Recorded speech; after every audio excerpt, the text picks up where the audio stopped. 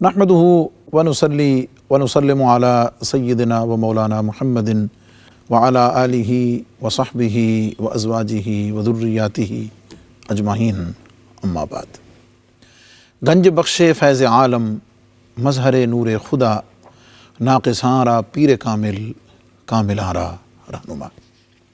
حضور سیدی داتا گنج بخش علی حجویری رحمۃ اللہ تعالیٰ علیہ ایک ایسی مقبول بارگاہ خدا اور مقبول بارگاہ مصطفیٰ، بلکہ مقبول بارگاہ علی المرتضیٰ ہیں کہ جن کا فیض ان کی زندگی میں، ان کی خود اپنی ذات اور شخصیت سے اور آپ کے کلام سے کشف المحجوب شریف کی صورت میں اور بعد از وصال یہ فیضان آج بھی آپ کے مزار پر انوار سے 1000 سال گزرنے کے بعد بھی جاری و ساری ہے کہ نام فقیر تنہا دا باہو، قبر جنادی جیوے ہو۔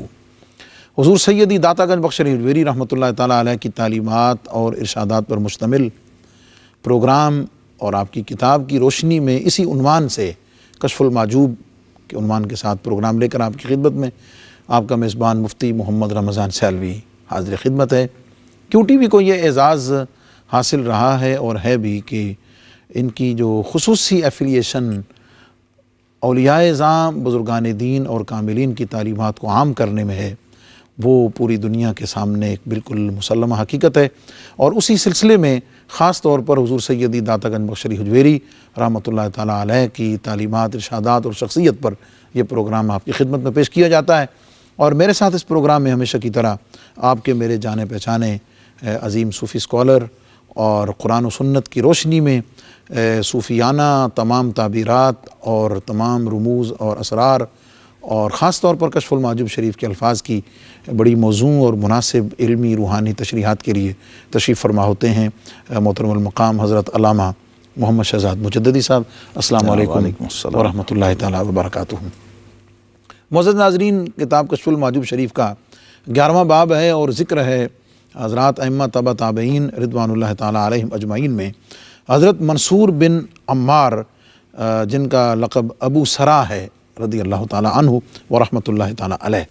حضور فیض عالم داتا گنج بخش رحمۃ اللہ تعالیٰ علیہ نے آپ کا تعارف جن خاص القابات سے فرمایا، ایک تو آپ کا وطن کہ آپ اہل عراق سے ہیں اور اہل عراق اور اہل خراسان دونوں میں یکساں مقبول ہیں، اور جو آپ کی خصوصی وصف اور شان ذکر کی جائے گی، اور جیسا کہ پچھلے پروگرام حضرت ابو صالح حمدون میں بھی اس کا ذکر ہوا، وہ کلام ہے، وہ واعظ ہے، وہ بطور واعظ، بطور متکلم اور بطور خطیب آپ کا ذکر کیا گیا ہے۔ اور اس حوالے سے جو لقب ذکر کیا گیا ہے کہ ایک تو شیخ باوقار جی، اور دوسری جو خصوصی وصف اور نشانی علامت لقب حضور فیض عالم نے ذکر فرمایا کہ آپ مشرف خواتر و اسرار ہیں۔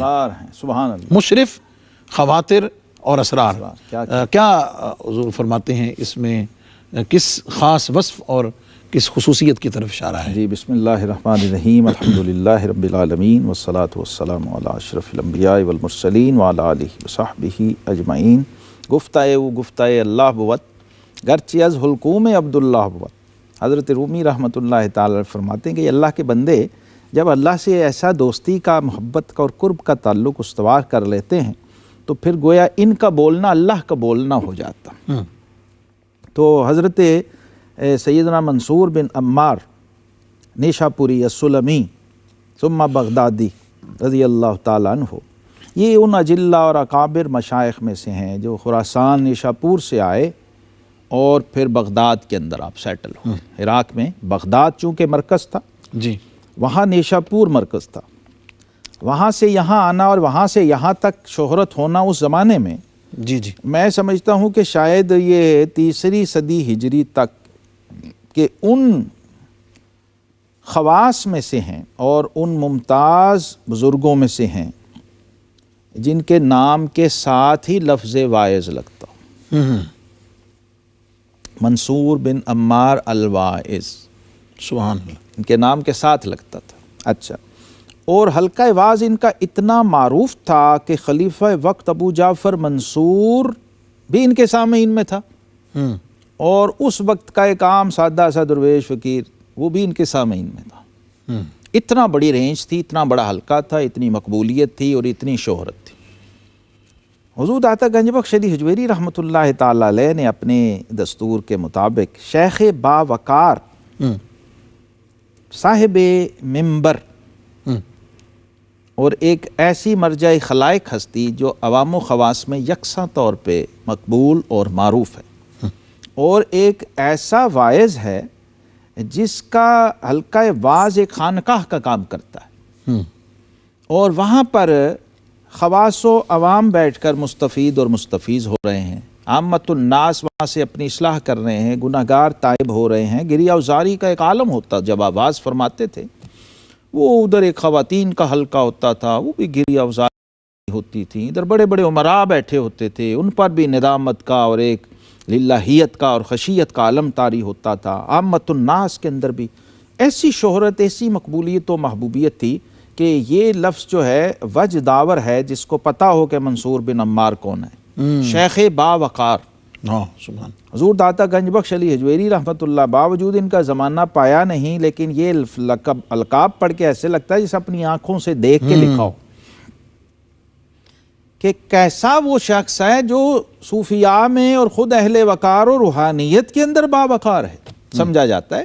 اور خواص بھی آ کے اس کی مجلس میں بیٹھتے ہیں اور تصدیق کرتے ہیں اس کے اقوال کی، اس کے احوال کے ساتھ، کہ یہ شخص نرا صاحب کال نہیں ہے، صاحب حال ہے. وہ جو اب پچھلے پروگرام میں ہم نے بات کی، حضرت شیخ حمدون رحمۃ اللہ تعالی کا جو دیا ہوا معیار ہے، اس کے اوپر یہ لوگ پورا اترنے والے تھے اور اپنے اس واعظ کو لوگوں کے لیے ذریعہ اصلاح اور ذریعہ رشد و ہدایت بنانے والے. دوسری بات، مشرف خواطر و اسرار. مشرف وہ شخص ہے جو دور بین ہوتا ہے. آگے بڑھنے سے پہلے یہ جو وقار ہے، تھوڑی سی اس پہ میں چاہوں گا کہ ایک صاحب علم کے لیے اس کی کتنی اہمیت ہے. بلا شبہ صاحب منصب کی اہمیت، صاحب منصب کے لیے بنیادی اہمیت ہی اس کی ہے دنیاوی اعتبار سے. بالکل، ہر صاحب منصب، آقا کریم علیہ الصلوۃ والسلام نے اس کی ٹریننگ دی ہے صحابہ کرام کو کہ قوموا الی سید قوم. یہ کیا ہے؟ یہ وقار تھا نا سعد بن معاذ رضی اللہ تعالیٰ کہ بھئی وہ آ رہا ہے، سردار آ رہا ہے، صاحب مرتبہ آ رہا ہے، صاحب منصب آ رہا ہے. وہ کسی بھی منصب پہ ہے، دینی ہے، دنیاوی ہے، وقار لازمی خاصہ ہے اس کا اگر اس کی شخصیت میں. اچھا، پھر اس کے کتنے پہلو ہیں؟ شیخ باوقار کے کتنے پہلو ہیں؟ ایک ہے ظاہری شخصیت، ظاہری وضاقتہ. اب یہ جو اہل منبر لوگ تھے نا، اب پہلے تو ہم نے بات کی تھی ایک صاحب ملامت صوفی کی، وہ اس کو اس کی پرواہ نہیں ہوتی، لیکن جس نے یہ خلق خدا کی رشد و اصلاح کا کام پبلکلی کرنا ہے، اس کو اپنے لباس تک کا بھی خیال رکھنا پڑتا ہے کیونکہ اس وقار میں شامل ہے. یعنی سادگی میں حسن لانا، سادگی میں جمال لانا اور سادگی میں وقار لانا. جو علامہ اقبال نے اس پہ کہا نا کہ میرا طریق امیری نہیں فقیری ہے، خودی نہ بیچ غریبی میں نام پیدا. یہ وہ لوگ تھے جنہوں نے یہ وقار پیدا کر کے دکھایا ہے دین کی خدمت کے لیے. حضرت میاں شیر محمد شرک پوری رحمۃ اللہ تعالی پہ مجھے یاد آ جاتے ہیں ایسے کسی بھی موقع پہ. وہ بھی اپنی خالہ کو جا کے انہوں نے یہی کہا تھا نا کہ اگر میرا بھائی، میرا خالہ کا بیٹا میاں شفیع جو ہے اگر جج بنا ہے اور انگریزوں کی عدالت میں بیٹھتا ہے جج بن کے، تو فرمایا اگر میرے نبی پاک صلی اللہ علیہ وسلم دی پگ بن کے بیٹھتا تے دین دی عزت ہونی، اسلام کا وقار ہو. تو ان چیزوں کا بڑی باریکی سے ہمارے ان بزرگوں نے خیال رکھا ہے. اسلام کے وقار و عزت اصل میں یہ وقار جو ہے حقیقت میں کیا ہے؟ شیخ باوقار کا مطلب یہ ہے کہ اسلام کے اس پیروکار کا وقار حقیقت میں اس دین کا وقار ہے جس کو یہ ریپرزینٹ کر رہا ہے، جس کا یہ نمائندہ بن کے بیٹھا. مشرف خواطر و اسرار. اور مشرف خواطر و اسرار اب بیٹھے ہوئے ہیں، واعظ فرما رہے ہیں، لیکن ان کی نظر ہے اپنے مجمع پر، اور اس میں انہیں پتہ ہے کون صاحب حال ہے، کون صاحب کال ہے، کون امیر ہے، کون غریب ہے، کس کی رجحان کیسا ہے. اور بعض دفعہ موقع کی مناسبت سے ایسا خطاب کرتے تھے کہ لوگ جو سوچ کے آتے تھے نا، ان کے اس حال پہ گفتگو شروع کر دیتے تھے. اور کئی لوگ آزمائش کے لیے بھی آیا کرتے تھے کہ دیکھتے ہیں کہ یہ منصور بن عمار جو ہے میرا مولوی ہے یا کوئی صاحب حال بھی ہے، واعظی ہے یا کوئی صاحب ولی بھی ہے، صاحب نظر بھی ہے. تو پھر اسی شخص کی طرف اشارہ کر کے فرماتے ہیں ہاں میاں چلو ہم ایک اور بات سناتے ہیں، اسی کا حال ایک دم وہ موضوع چینج کرتے اور اس کے حال کو بیان کر کے اور پھر وہ آہو زاری کرتے لوگ، اور وہ بھی شخص بھی روتا اور تائب ہوتا اور بعد میں آ کے قدموں میں گرتا اور کہتا حضور میں تو آزمائش کے لیے آیا تھا لیکن آپ نے تو واقعی وہ حال بیان کر دیا۔ اچھا، احوال بھی وہ اس طریقے سے بیان کرتے تھے جو باعث اصلاح ہوں، اس میں کوئی پبلسٹی نہیں، کوئی اپنی کرامت کا کوئی اظہار نہ، کچھ بھی نہیں۔ مقصد یہ ہوتا تھا کہ اس شخص کی اصلاح ہو جائے، وہ اگر راہ راست سے ہٹا ہوا ہے تو سیدھی راہ پہ آ جائے۔ اور اہل حال صوفیہ کرام نے بھی اس کو آزمایا اور انہوں نے آپ کو اس پہ پورا پایا کہ جب آپ حال پہ گفتگو کرتے تھے تو لوگوں کے خواطر یعنی ان کے دلوں میں گزرنے والی جو کیفیات تھیں ان تک کو جانچ لیتے تھے اور ڈسکس کرتے تھے، اور اسرار و رموز جو صوفیہ کا خاصہ ہیں کلام میں بعض دفعہ سامعین کی رعایت کے مطابق کہ آج اگر سامعین کے اندر ایسی بزرگ ہستیاں وقت کے صوفی درویش بیٹھے ہیں تو پھر موضوع اس کے حساب سے ہوتا اور وہ سمجھ لیتے کہ یہ عام واعظ نہیں ہے، یہ صاحب حال صوفی اور درویش ہے، صاحب نظر بھی ہے اور صاحب حال بھی ہے۔ حضور فیض عالم داتا گنج بخش رحمۃ اللہ تعالیٰ علیہ نے حضرت منصور بن عمار الواعظ رحمۃ اللہ علیہ کا جو خطاب ہے اور اس خطاب کی جو خصوصیات اور خصوصی وصف بیان کیے ہیں، ان میں ایک چیز بڑی توجہ طلب ہے، اور واعظین کے لیے، خطباء کے لیے اور علماء کے لیے اور جتنے بھی لیکچررز ہیں جو مختلف مواقع پر لوگوں کو اپنے کلام کے ساتھ، اپنی گفتگو کے ساتھ مستفیض کرتے ہیں، اس کے لیے بڑا تربیت کا سامان موجود ہے، اس پر ہم ضرور بات کریں گے۔ لیکن ایک چیز بریک پر جانے سے پہلے بتاتا چلوں کہ حضور فیض عالم داتا گنج بخش رحمۃ اللہ تعالیٰ علیہ فرماتے ہیں کہ آپ کے بیان لطیف کے متعلق یہی کہا جا سکتا ہے کہ تقریر کے دوران اثناء تقریر فنون و علوم، روایات و درایات، احکامات و معاملات کے دریا موجزن ہو جاتے تھے۔ سبحان اللہ۔ ان تین چیزوں کی روشنی میں ایک واعظ کو کن کن چیزوں کا اپنے واعظ میں خیال کرنا ضروری ہے، اور ایک کمپلیٹ واعظ ان اکابر کی روشنی میں کیسا ہوگا، بات کریں گے لیکن مختصر سے وقفے کے بعد۔ ویلکم بیک معزز ناظرین، پروگرام کشف المحجوب اور ذکر ہے حضرت منصور بن عمار الواعظ رحمۃ اللہ تعالیٰ علیہ کا کشف المحجوب کی روشنی میں۔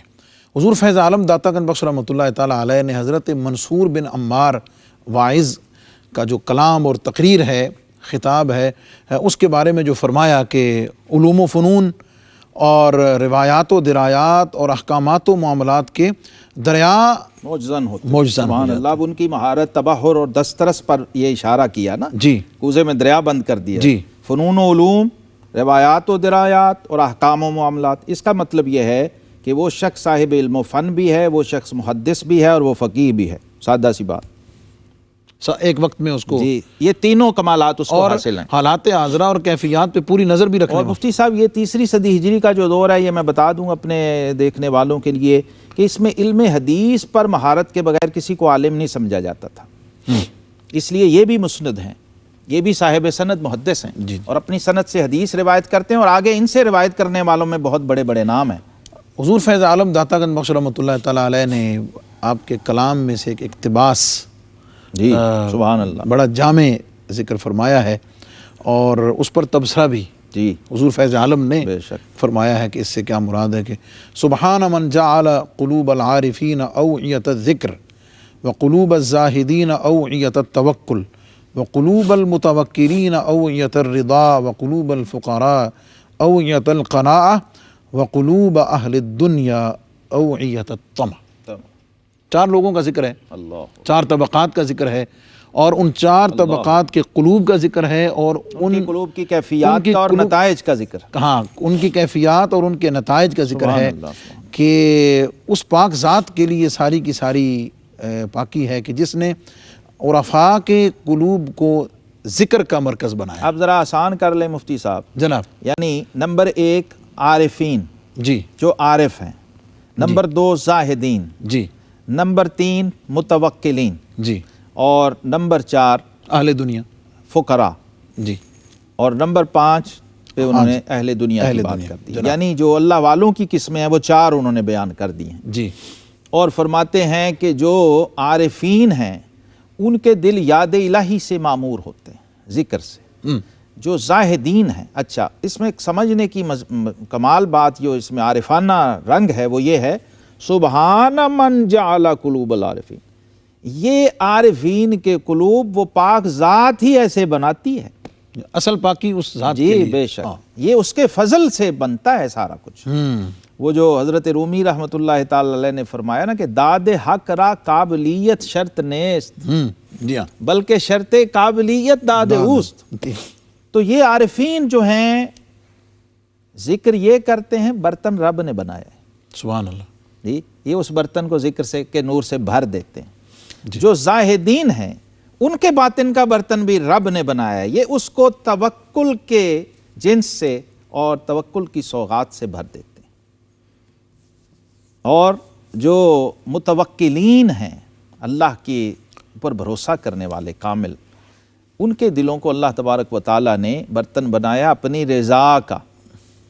اور جو فقراء ہیں ان کے دلوں کا برتن رب نے بنایا، انہوں نے اس کے اندر قناعت کا سودا ڈال دیا. اللہ اکبر. اور جو اہل دنیا کے دل ہیں وہ سارے کے سارے طمع سے بھرے ہوتے ہیں. گویا یہ ایک کامن چیز ہے جو تمام اہل دنیا کے دلوں میں پائی جاتی ہے. طمع کامن چیز ہے، لیکن جو اہل حال اولیاء اور عرفاء ہیں ان کی کیفیات جدا ہیں. ان کے برتن اپنے دلوں کے مختلف اجناس سے بھرے ہوئے ہیں، حضور فیض عالم انواع سے بھرے ہوئے. حضور فیض عالم داتا گنج بخش رحمۃ اللہ علیہ نے جو اس پر تھوڑی تشریح اور تبصرہ اس میں اسی کو سبحان اللہ کھولا ہے آپ نے. جی ہاں اس کو یعنی آپ نے کھولا ہے اور اسی انداز کے ساتھ کھولا ہے کہ باقی اعضاء جو ہیں ہر انسان کے اندر کامن ہے، ان کا فنکشن جو ہے وہ بھی کامن ہے. کامن ہے، ہاتھ کا، کان کا، آنکھ کا دیکھنا، ہاتھ کا پکڑنا، پاؤں کا چلنا، یعنی یہ سب بتا دیا. یعنی وہ متوکل ہے یا عارف ہے یا زاہد ہے یا فقیر ہے یا اہل دنیا میں سے ہے، یہ سب چیزیں اس میں کامن ہیں. لیکن دل جو ہے اس کا ہاتھ پکڑے گا، اس کی آنکھ دیکھے گی، کان سنے گا، یہ سارے آلات و اعضاء ہیں. جی لیکن دل اللہ دل ایک ایسی چیز ہے کہ ہر ایک کے اندر دل تو ایک ہی ہے سبحان اللہ، مگر اس کے اندر ارادے اور کیفیات جدا ہیں. اور جو ایک جملہ خاص وہ یہ کہ جو ایک دل ظرف عرفان ہے بنایا تو دوسرا منبع دلالت، ایک میں قناعت ہے اور دوسرے کے اندر ریاکاری اور سمع ہے.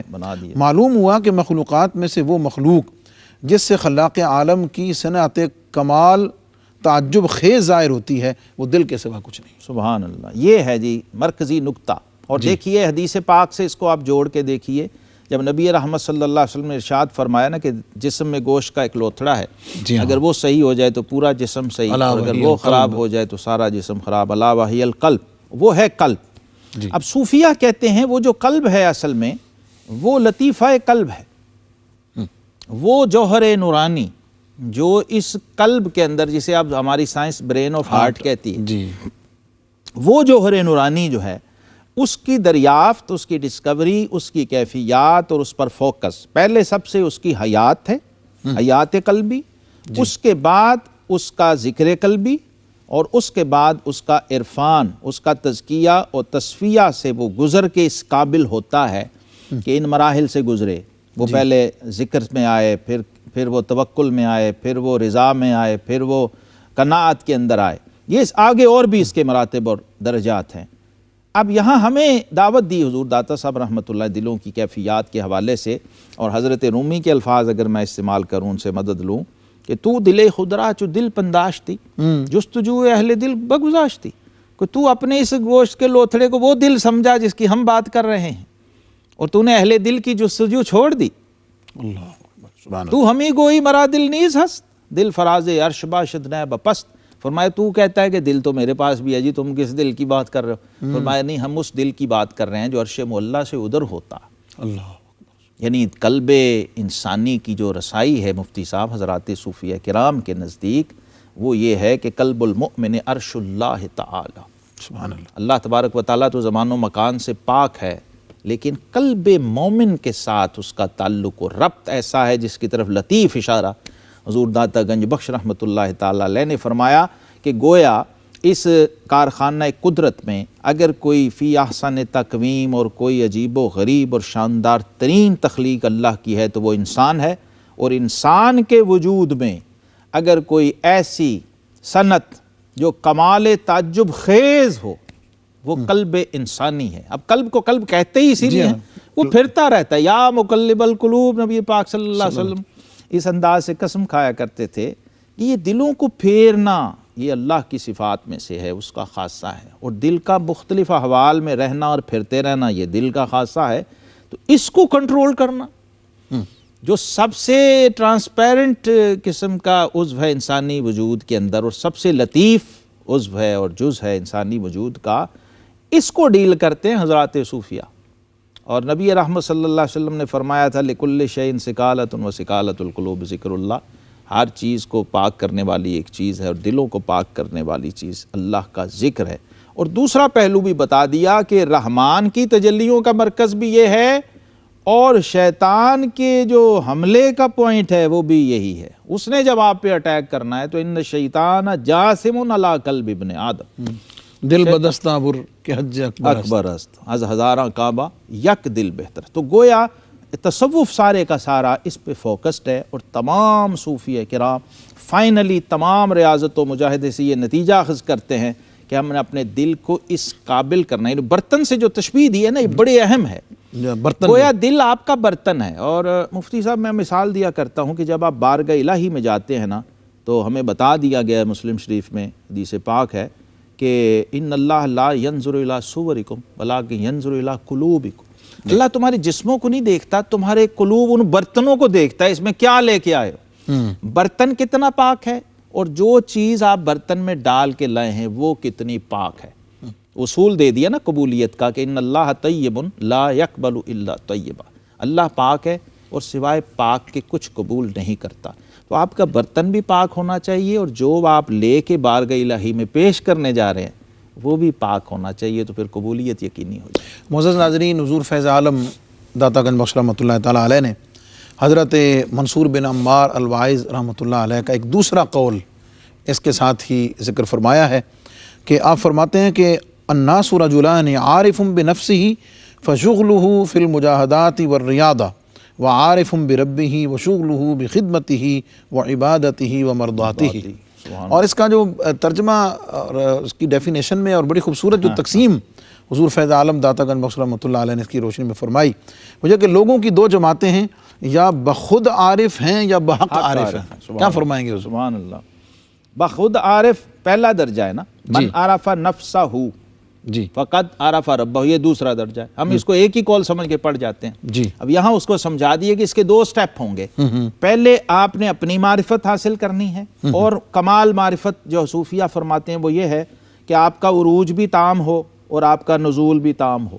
عروج تامہ اور نزول تامہ آپ کو حاصل ہو، کامل عروج اور کامل نزول۔ سیر سلوک کے یہ دو ہی بڑے مرحلے ہیں، یعنی دو ہی روٹس ہیں، آپ نے جانا بھی ہے اور پھر آنا بھی ہے۔ اور معراج شریف کو بطور رول ماڈل آپ سامنے رکھ سکتے ہیں اس کے سمجھنے کے لیے۔ تو کمال کب حاصل ہوگا؟ جب آپ عارف بذات ہونے کے ساتھ ساتھ عارف بحق بھی ہو جائیں تو کمال ہے، منزل وہ ہے، منزل وہ ہے۔ جی، پہلا درجہ اگر آپ اسی پہ رک گئے تو پھر اس کے سائیڈ ایفیکٹ شروع ہو جائیں گے۔ جی ہاں، اس کے سائیڈ ایفیکٹ ہوں گے کہ آپ عارف بخود ہیں، تو وہ آپ نے بتا دیا کہ جو عارف بخود ہیں ان کا مشغلہ ہوتا ہے مجاہدہ اور ریاضت، جو یہاں رک گیا ہے، اب وہ آگے نہیں گیا، جی ہاں، اس نے ترقی نہیں کی اور پروموشن نہیں ہوئی اس کی، تو وہ کیا کرے گا؟ وہ ہر وقت اسی دائرے میں گھومتا رہے گا، ریاضت اور مجاہدے میں۔ اور یہ ایک بہت بڑا معیار و سٹینڈرڈ ہے احوال صوفیہ کو پرکھنے کا، ان کے مقامات کو پرکھنے کا۔ کشف المحجوب شریف کے حوالے سے جو لوگ یہ جاننا چاہ رہے ہوتے ہیں کون بزرگ کس مقام و مرتبے پہ ہے، تو یہ اس کے لیے آپ کو معیار مل رہا ہے جو حضور داتا گنج بخش علی حجویری رحمۃ اللہ تعالی فرما رہے ہیں کہ جو آخر وقت تک دنیا سے جاتے وقت تک مجاہدہ اور ریاضت ہی میں رہے ہیں تو وہ عارف بخود ہیں،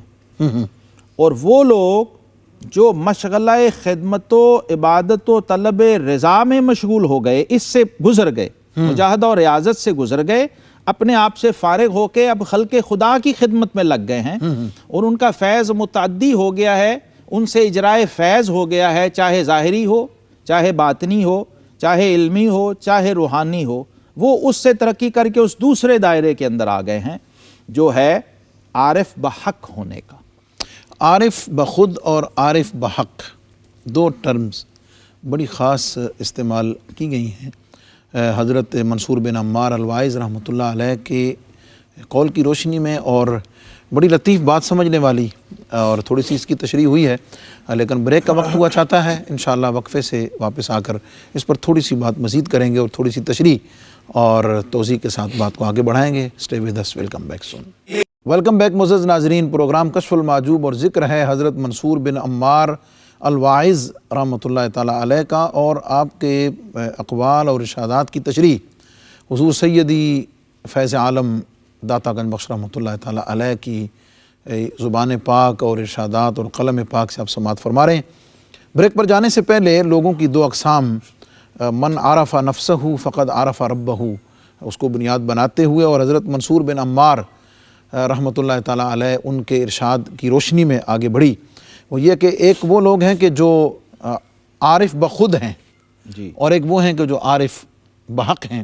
جو پہلی منزل والے ہیں وہ مرتبہ مجاہدہ پر ہیں، اور دوسرے جو عارف بحق ہیں وہ مرتبہ مشاہدہ پر ہیں. جی، دونوں اقسام میں بڑا لطیف سا فرق ہے، اور تھوڑی سی وضاحت اس کی ہو گئی، لیکن میں چاہوں گا کہ اس مقام کی تھوڑی سی تشریح ضروری ہے تاکہ دونوں کو ذرا سمجھا جا سکے اور دیکھا جا سکے. دیکھیے حضور داتا صاحب رحمۃ اللہ تعالی علیہ نے مزید اس کی وضاحت کر دی کہ عارفان بخود کی عبادت ریاضت ہوئی.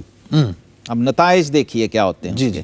عارف بحق کے اعمال کے نتائج کیا ہیں، اور عارف بحق کے جو اعمال ہیں بخود اور بحق. جی. عارفان بخود کی عبادت ریاضت ہوئی، جی. یعنی جو اپنی ذات کی معرفت تک پہنچا ہے ابھی، تو اس کی عبادت ریاضت کی صورت میں ادا ہو رہی ہے، یعنی ابھی وہ انڈر پروسیس ہے، ریاضت کر رہا ہے، ریاضت کر رہا ہے وہ. اور مجاہدہ کیوں کر رہا ہے؟ اس لیے کہ ابھی وہ سفر میں ہے، وہ منزل پہ پہنچا نہیں ہے. جی. اور عارفان بحق کی عبادت ریاست ہوئی، جی، یعنی وہ اپنی منزل کو پا چکے، جو ان کا مقصد تھا جی ہاں، وہ اس کو پا چکے. دیکھیے مفتی صاحب، اور پانے کے بعد فرمایا کہ وہ اس عطا شدہ نعمت کا شکر گزار. ہاں، وہ اگلی بات ہے. ابھی اس میں سمجھنا یہ ہے کہ دونوں ایک ہی عمل کر رہے ہیں، دونوں عبادت کر رہے ہیں، نتائج مختلف ہو رہے ہیں. ایک کی عبادت ریاضت ہے، ہاں، اس کی کر وہ بھی عبادت رہا ہے، کر وہ بھی عبادت رہا، لیکن اس کی عبادت کے نتائج کاؤنٹ ہو رہے ہیں ریاضت کے زمرے میں، اور اس کی عبادت کے نتائج کیا پیدا کر رہے ہیں، کیا ثمرات لا رہے ہیں؟ ریاست. ریاست کا مطلب یہ ہے کہ وہ اپنے اوپر قابض ہو چکا، کنٹرول کر چکا. اب اس کا معاملہ کیا ہو گیا؟ پہلا اس لیے عبادت کر رہا ہے کہ وہ کچھ حاصل کرے، مزید آگے جائے، اور دوسرا اس لیے عبادت کر رہا ہے کہ جو حاصل ہو گیا ہے اس کا شکر کرتا جاؤ. سبحان اللہ. وہ کیوں؟ لئن شکرتم لازیدنکم. اچھا، اب وہاں بھی اضافہ ہونا ہے، ترقی ہونی ہے، لیکن دائرے جدا ہو گئے، ڈپارٹمنٹ جدا ہو گئے، پروسیس سیم ہے، نتائج بالکل مختلف ہیں. یہاں ہم نے سمجھنا ہے، قاضی ثناء اللہ پانی پتی رحمۃ اللہ تعالی علیہ نے لکھا ہے ارشاد الطالبین میں، آپ فرماتے ہیں کہ عارف کی ایک رکعت غیر عارف کی 1,00,000 رکعت کے برابر کاؤنٹ ہوتی ہے بارگاہ الہی میں. یہ ڈفرنس ہے عارف بحق میں اور عارف بخود میں. عارف بخود بھی ایک رکعت پڑھ رہا ہے اور عارف بحق بھی ایک رکعت پڑھ رہا ہے، لیکن وہ کاؤنٹ کیسے ہو رہی ہے؟ 1 اور 1,00,000. جیسے مکہ میں چلا جائے بندہ، جی ہاں، مسجد الحرام میں نماز پڑھ رہا ہے تو وہ 1,00,000 کاؤنٹ ہو رہی ہے. وہاں کیا ہے؟ وہاں شرف ذاتی نہیں ہے، وہاں شرف مکانی کی وجہ سے جی وہ ہو رہا ہے. اچھا، یہاں صرف کاؤنٹنگ وائز نہیں ہے بلکہ کوالٹی وائز بھی ہے.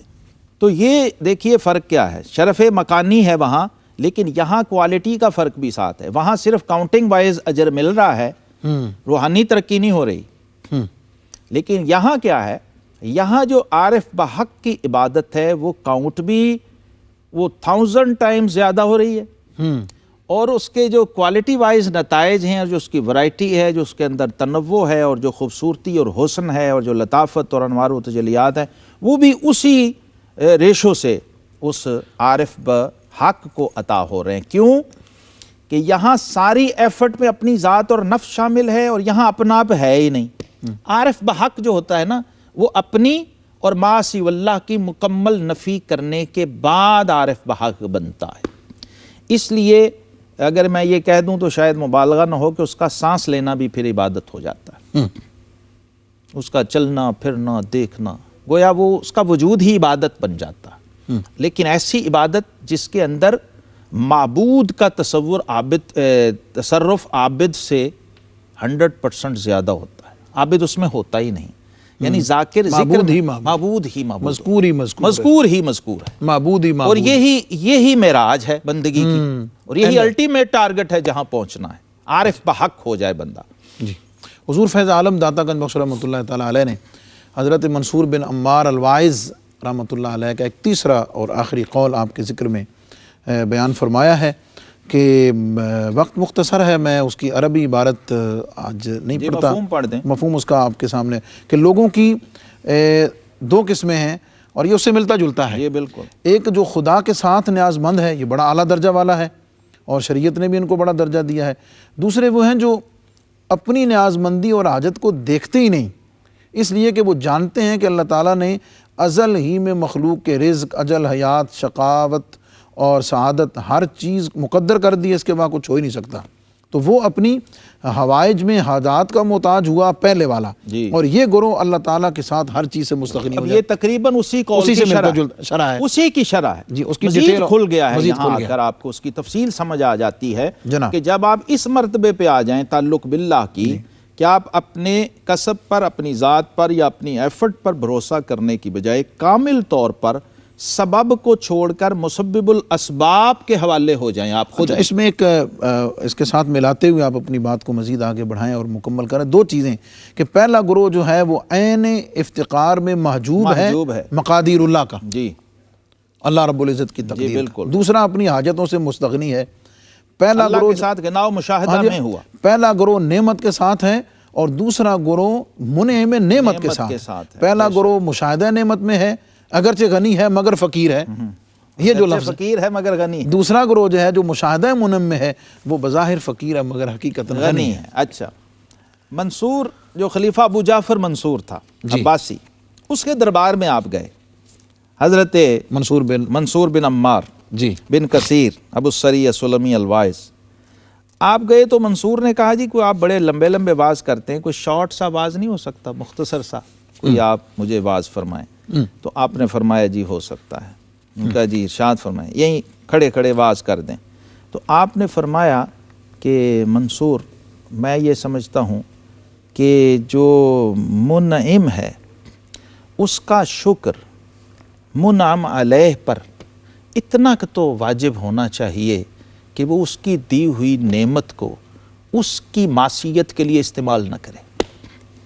اللہ، تو منصور پر ایک عجیب ہوگی، آپ نے واز کر بھی دیا، اور یہ لیول ہے جی نعمت کو اور نعمت والے کو سمجھنا، اس کو آپ سمجھ جائیے تو پھر آپ اس دونوں گروہوں کو آپ سمجھ جائیں گے۔